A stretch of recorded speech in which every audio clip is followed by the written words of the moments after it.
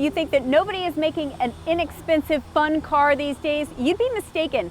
This is the Subaru Impreza, and I'm totally excited that I've gotten my hands on the RS edition. But will I be impressed with a car that's less than $28,000? You guys, I am so stoked today to answer that question. There are 3 trim levels on this 6th generation Impreza. The base model starts around $23,000. The Sport comes in about $25,000, and the RS is just shy of $28,000. By today's standards, those prices seem kind of low. Am I losing my mind? I'm sure you'll tell me in the comments. While you're at it, subscribe to the KBB YouTube channel. You won't regret it.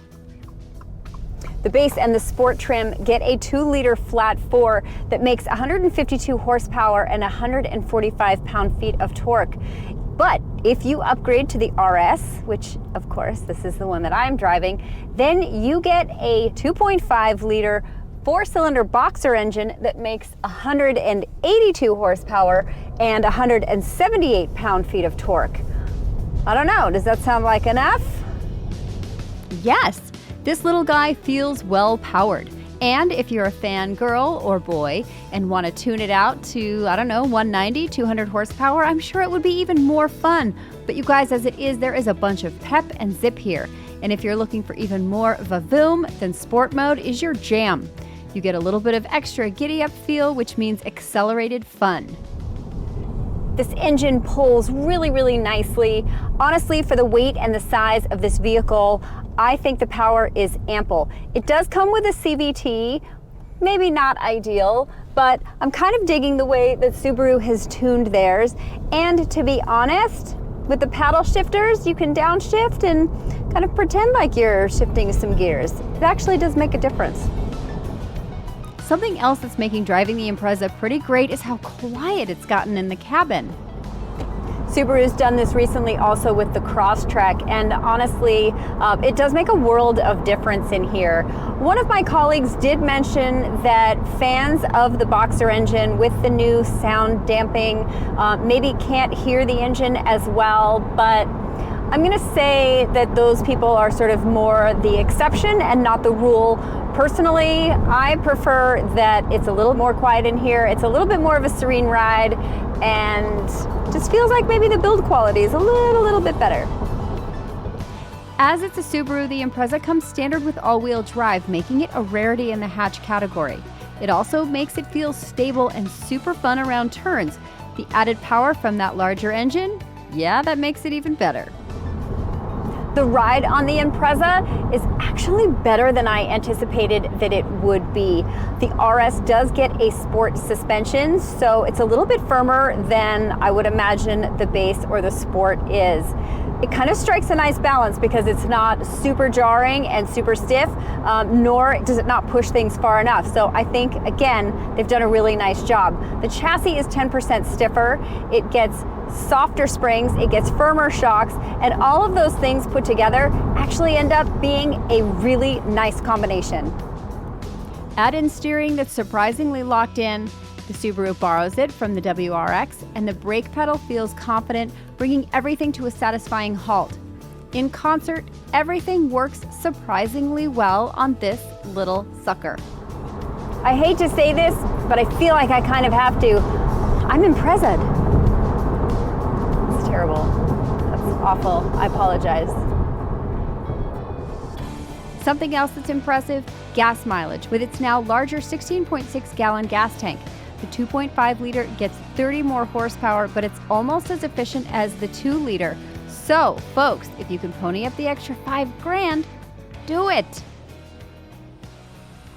For a car that's really small, you might think that it also has a little bit of a cramped interior. Not so. In fact, when I'm driving, I have so much room here on my left that I literally have to, if I want to rest my elbow here, I literally have to lean over. I can't sort of do both armrests at the same time. So what that means is for someone who's a little bit bigger, they're not going to have any problem sitting here. The back seat is also not a major no. This seat is moved all the way back, so imagine Mike Danger is here. And you guys look, I can still put my feet under the seat. I still have about 3 inches of knee room, which seems pretty remarkable. I've got like that much headroom, and I'm pretty comfortable back here. So if you're super tall, maybe sit behind Shorty McShorterson, like me over there. But otherwise, I'm really impressed with how they've kind of made this very spacious. The other thing I'm gonna say too is digging the seats, they're comfy. As for how the rest of the interior looks, it gets a complete overhaul, including the 11.6-inch touchscreen that's now available standard on the Sport and RS trims. The base model gets a 7-inch screen. Both incorporate Apple CarPlay and Android Auto and do it in vertical format just like your phone. Overall, the interior, it isn't groundbreaking, but there's nothing here that turns me off.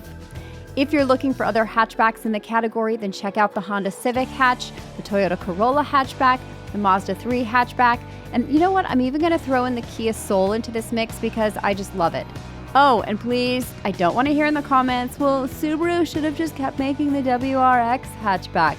You didn't buy it, so they stopped making it. We're all to blame for that. I don't know about you, but I actually think this looks really good. I'm sure you'll tell me in the comments because you always do. But you look like you can have a lot of fun in it, and because it's a hatchback, it's still really practical. You guys, that is 56 cubic feet of space back there with all of the seats down. That's pretty impressive. A couple of things that it no longer has. The first, there's no sedan, just the hatchback. Kind of a bummer, but okay, I get it. The second thing is no manual transmission, which honestly would be pretty easy for Subaru to do because they do it in the WRX, but that's a story for another day. What they do, especially in the RS, I know I just said doo-doo, but whatever, they try and fake out a third pedal. Check this out. They kind of make that dead pedal look like a clutch. I mean, listen, if you don't have the third pedal, but you make it look like it, is that like a move? I don't know. They've also kind of done the same thing with the shifter. It kind of has this like, I don't know, could be a manual, might not be a manual, is it, isn't it? I don't know, Subaru. Slick. Some other standard equipment include Subaru's EyeSight, which is their driver safety suite and includes adaptive cruise control and lane keeping assist. Blind spot monitoring, a smooth lane change assist feature, and rear cross traffic alerts are all standard but on higher trims. You also get automatic climate control, LED headlights, 18-inch wheels, and a push-button start.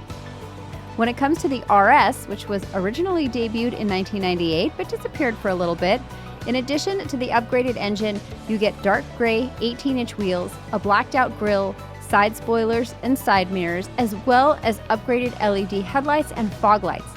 Inside, you can count on these great-looking cloth seats, so comfortable in my opinion, a leather-wrapped steering wheel, shifter, those fake-out aluminum pedals, heated front seats, and some USB charge ports in the rear. Sorry, there are no air vents for the second row, even on the highest trim. Fun fact, the Subaru Impreza has come behind only the Honda Civic as the best resale value at Kelley Blue Book. You know what? That totally surprised me. I don't know about you. I would have thought it would be like the Toyota Tacoma. Anyway, if you are looking to sell your car, click on the link above. Kelley Blue Book will help you figure out what it's worth. Answering the question, am I impressed? Well, it's got fun driving dynamics, it looks good, it has a great new interior, it gets excellent gas mileage, lots of awesome safety features, oh, and a killer price. Duh!